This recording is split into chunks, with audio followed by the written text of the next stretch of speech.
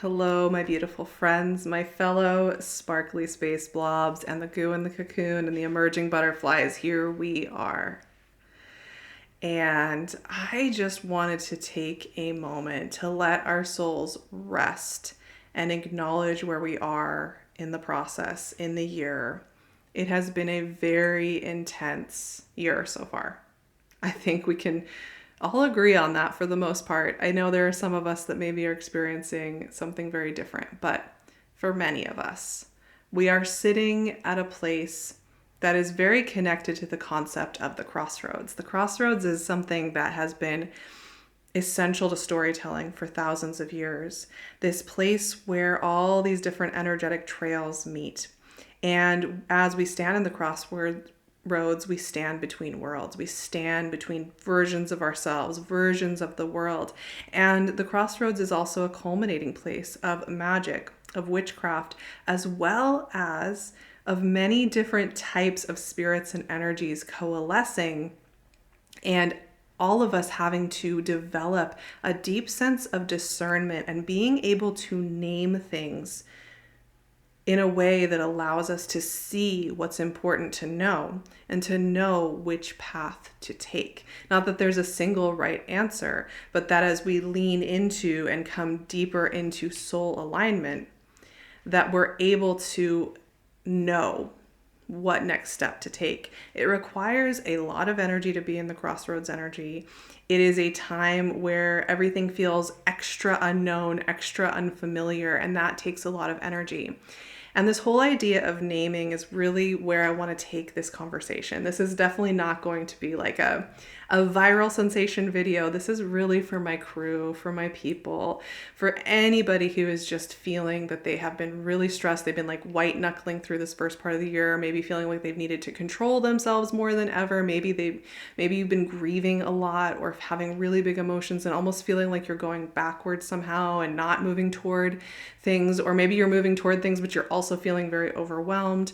This is for anybody who just wants a moment of naming what's going on energetically, emotionally. And I'll tell you, sitting down here today, the last week or so, I have been crying in that full body way that I think so many of us are familiar with, where, you just feel all of these emotions that have been sitting in the body.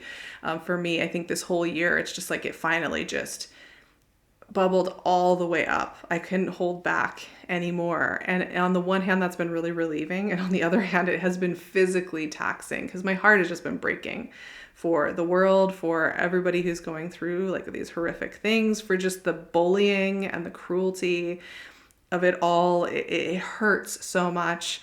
I've also just been really asking big questions about home and belonging. I've been extremely, extremely homesick this year in a way like I've really never felt in my life, and it has been full body.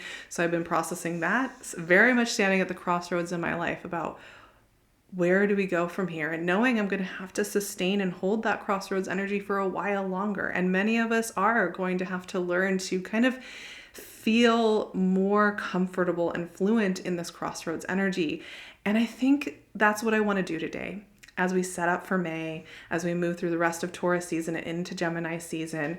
The astrology isn't super intense this month. There are little shifts going on. There's my little spirit animal walking around and blopping himself. You can probably hear him smashing his body onto the ground. This month is very much about connecting to new visions and ideas, but not maybe doing it from the obvious places. And what I wanted to do for this chat today is I just want to do some naming.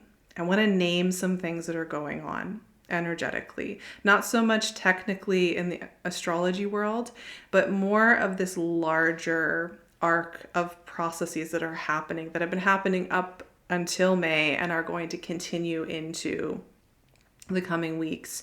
And I just want to sit here with each other and feel through this and acknowledge and name. It's so important. And one of the first things I want to name in this little chat, this little comforting moment, is that for many of us right now, emotions are fully landing. There has been so much moving and reworking, and there's been so many catalysts and alchemy going on in our bodies. Our whole energy systems have changed like multiple times. There have been so many shifts going on in the world, energetically, practically. It's been really, really intense. And for many of us going into this May, we're feeling those emotions around all of that changing and shifting land. And I just want to acknowledge that that's happening. Because I think it's very easy when emotions start to land. Maybe if we're like me, I've been just working very deeply with grief. But maybe you're experiencing some exhaustion because you've been holding really tight. Or maybe you're experiencing also emotions around hopefulness and excitement as well. Like you can be also the dual nature of grieving and joy, the dual nature of sadness and hope is very, very alive and present right now. It's like amplified 100%. And so many of us are experiencing that as well. But I think sometimes we'll judge ourselves when emotions are landing because it'll feel almost like we're not doing the linear thing we're supposed to be doing, which is moving forward, forging forward, being in community, making things happen, making the next good thing happen, trying to make it all happen. It's like we're out of control and we're not trying hard enough. But I want to acknowledge here in naming that emotions are landing right now for many of us, which is so, so good. It means you're alive. It means you're connecting to your soul. That's exactly it. As you feel things, you are more connected to your soul alignment. And when I say soul alignment, I'm not just talking about like project abundance, where it's about like getting all the money and the cars and the houses. That may or may not be what your soul alignment is about. Your soul alignment might be about just like deep community. Your soul alignment might be the relief of just simplifying deeply. Your soul alignment might call you toward an action or a non-action. Soul alignment isn't just about reaping the rewards of the commercial society, right? And I think so much of the 2010s online spirituality was like, oh, good, if you grieve and you feel enough, then you'll be useful to society again. Then you can get your house and your cars and your money. And then you can say like, you're in soul alignment, you're in high vibes, you're only positive. But right now, so many of us are experiencing these deep emotions, these deep experiences, and they are opening us to deeper connection to ourselves, deeper connection to our intuition, deeper connection to what is going to be really important next. That can feel uncomfortable, that can feel scary, that can feel really tender, but I think once again, in naming it, knowing you are not alone in this. I am right there with you, walking that path, grieving deeply. I cry a lot these days. And with each wave, I can feel my soul alignment. I can feel there are capacities for feeling and noticing and intuiting that are expanding. And I'm able to navigate the day that I'm in much more deeply. So it may not be linear progress in the way we're taught to think about it. You know, it may feel like, well, I have barely done anything this week. But there is something very, very important going on for those of us with that soulfulness where we are very deeply becoming ourselves. There's a lot of old storytelling traditions about bears, these transformative bears who devour our human skeletons, our human selves, and reshape and remold that skeleton to be more powerful, more durable, more able to move through the psychic and mundane fields with depth and clarity. And I think for many of us, we're working with that bear mythology. We're working with that bear that is our sister, our brother. The bear is so connected to humanity. I just had a really deep dream about bears last night. And I love that symbolism. Many of us are going through that alchemical process of our skeletons being rebuilt from the inside out. And that leads me to kind of the final theme I wanted to bring up in this moment of naming. And it has to do with the concept of naming itself. Because one of the things I'm really noticing about this time and about this era that we're in at the moment is that control isn't working like it used to, even 100 years ago or 50 years ago or even 20 years ago. Many of us are able to effectively name what is going on in the system. And it's not just about the external control. It's also about recognizing the internalized control that I think many of us have felt rise up this year. I know I have. I know I have wanted to control my body, control myself, control how much I'm getting done, control how I'm in my body, because I can see all of this stuff going on externally. And I think many of us have experienced this tightening up as well. So while I've just been talking about grieving and feeling and hope and soul alignment and all of that happening, another parallel thing that's been happening is that many of us have been experiencing revisitations of different modalities of control toward ourselves, toward internalized control, because we were taught as young children, many of us were taught that when things are going badly with the adults around us, it's our fault. It's our fault. So we internalize it, we find ways to control ourselves. And when things are really, really dark, some of those old modalities, even if we moved past them a few years ago, maybe if we moved past them 20 years ago, might have revisited us. Maybe not in their full form, maybe in their full form. But I want to name that. I want to name the body checking, the productivity checking, the appearance checking, the action taking checking that might be arising for you. It definitely has for me. I've been able to see clearly, oh my goodness, I try to control myself into fixing this world. I'm so mean to myself. I put that dictator, that bully that I see on the outside, I just put it right inside of myself. But that is not ours to carry. And that's what I wanted to really get into today, because I think the naming of that is so powerful. It reminds me of the story of Rumpelstiltskin. I know many of us have come across the story. I highly recommend just reading through it and then letting yourself intuitively feel through the archetypes there. But the whole premise of Rumpelstiltskin is really powerful. This woman, she happens to be the daughter of a miller, is put through all of these various scenarios within the extractive system. So the soul song is this woman, and her dad wants more wealth. He wants to impress the king. That's all that ego stuff. This king wants to extract wealth from her by making her spin gold out of straw.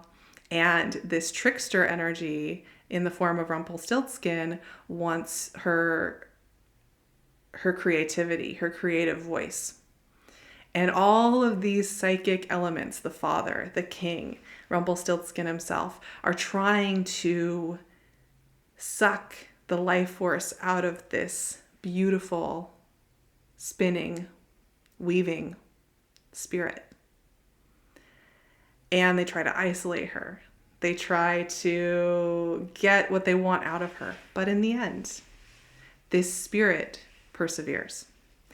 And she discovers the name of Rumpelstiltskin, which was part of their bargain. If she could name him sufficiently, he would no longer be able to take her firstborn child. He would have to surrender. And she does. She follows her intuition and goes on a walk in the garden, and he overhears this spirit say his name, Rumpelstiltskin.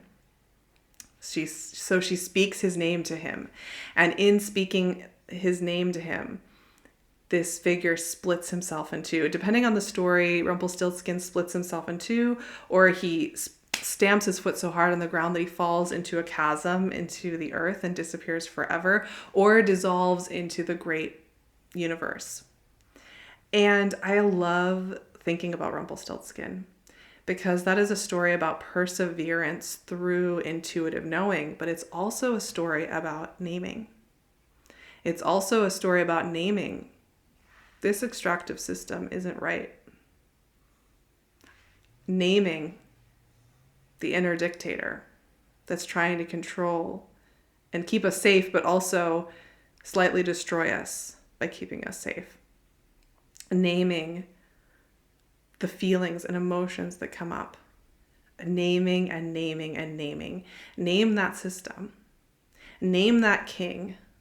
Name that psychic force that is an inner parent that will sacrifice us in order to gain security or recognition. Name the trickster that's trying to convince you that being mean to yourself will work, that you have to give over your creativity, that you have to give over your life blood, that you have to give over your creative animating spirit to the world. Because that was the deal with this woman and Rumpelstiltskin. He wanted her firstborn child, her first creations, all of her creations he wanted. But in naming this spirit, she no longer had to give away her creative abilities, her true creative abilities, which had nothing to do with spinning straw into gold for the market, but had everything to do with coming back to soul. So what I'm really coming to in this little moment of humanity, of feeling together, is that this is a beautiful month to name. This is a beautiful moment to name. Name all the things that are not yours to carry. Name all the deceivers that are trying to take your life essence. And name what you love. Name what you want to call forth.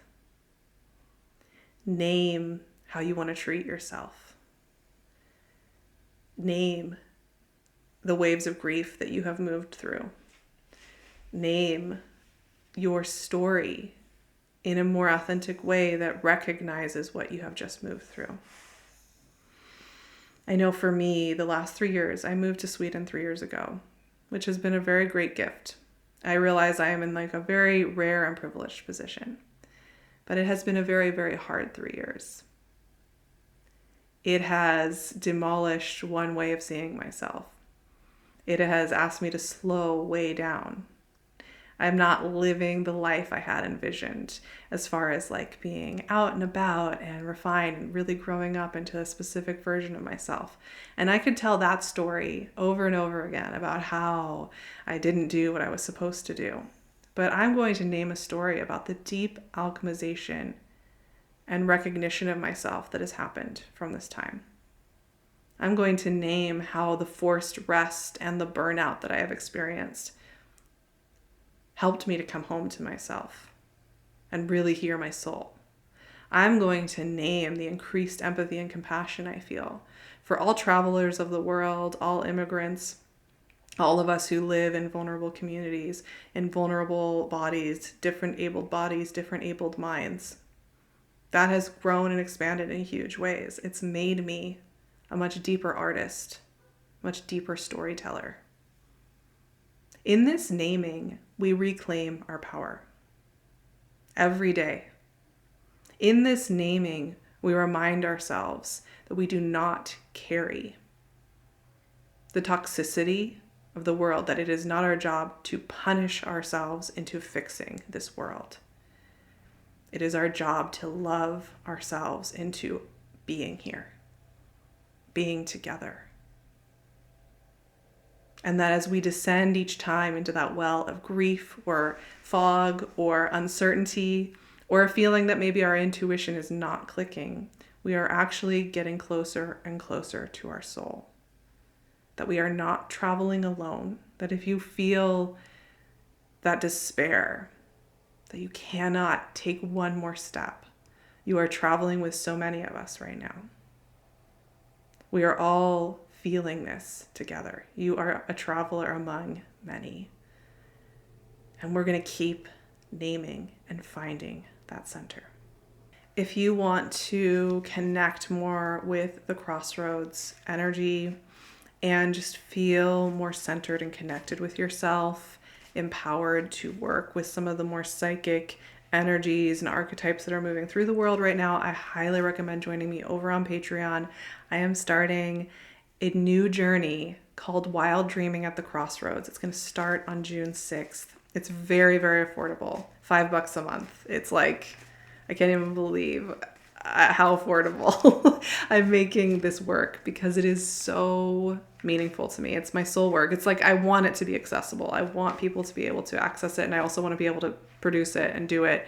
But we are going to be doing surrealist art, journaling, visioning practices that really help us get connected to our soul. And it's going to be a really unique journey this time around when we're doing this wild dreaming process that I have been developing over the last couple of years.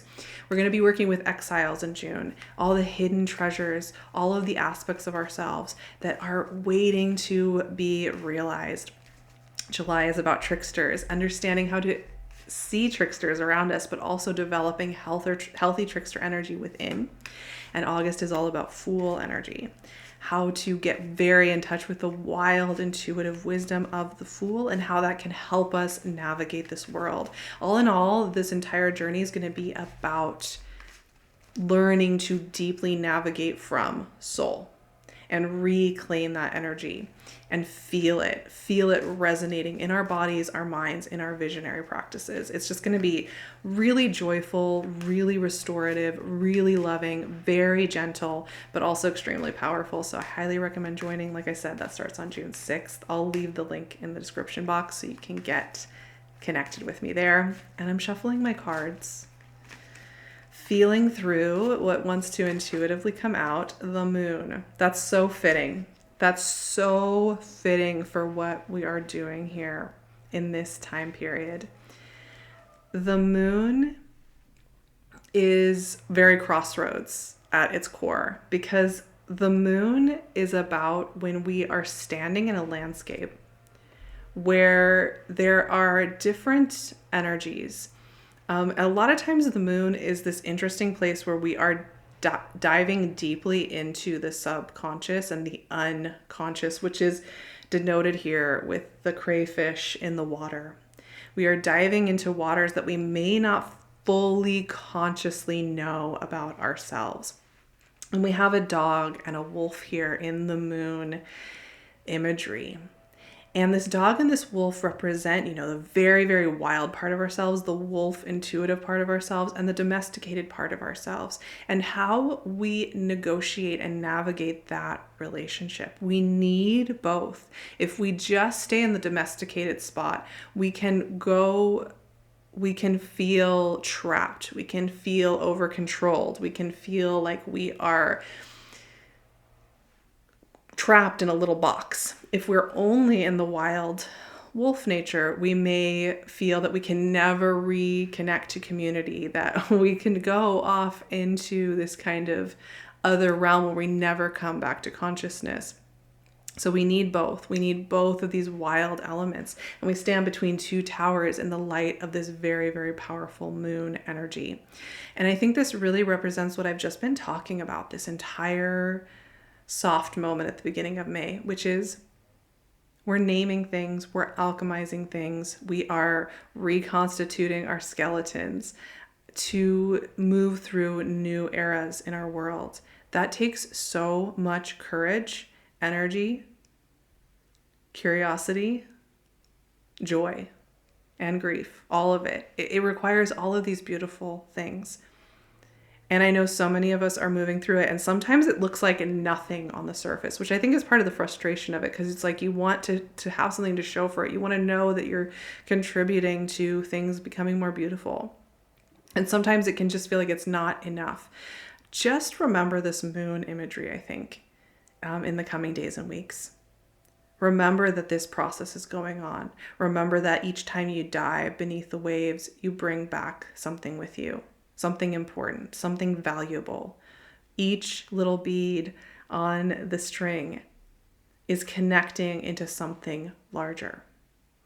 And I think sometimes the moon can be intimidating energy to enter into, knowing you're entering into the unconscious, knowing you're entering into the emotive landscape, knowing you're entering into a place where once we acknowledge it and open to it, we must feel it deeply. But this is also one of the safest places to do our deep feeling. And remember that you are safe to feel. You are safe to be in this process. I am right there with you. Okay, I am so glad we had this moment to connect and sit down. I know I wanted to just have a soft moment. I didn't want to have a big agenda. I didn't want to have a big transit to cover and get all technical. I wanted to just feel and name and acknowledge. And this is just one of those videos that if you sat with me through this, that means so much. This was for you. This is for anybody where it just felt connective in that deep way. And I just felt called to it, knowing that it's not about it being about a popular topic or even like a very well-defined one. Sometimes you just got to make something that feels really true and connected. And that's what we did here today. I would really love it if you would let me know in the comments, what's an alchemical process you're going through? What's a process that where you are feeling yourself being like reshaped or reshaping? Where are you noticing you don't want to control yourself anymore? And you're noticing that that impulse to control doesn't feel the same, and you're done with it. Where are you struggling? Where are you having big emotions come up? We're going to keep naming in the comments. And I would love it if you subscribed and liked this video so that I can keep showing up here and doing this work and creating these soft storyteller spaces for the sensitive souls of this world. I will see you back here. We have a lot we're going to be moving through in the coming weeks, and so many powerful moons and shifts, including Saturn moving into Aries. So we're going to get back to some of those topics and archetypes and ideas in our next chat. So I will see you back here very, very soon.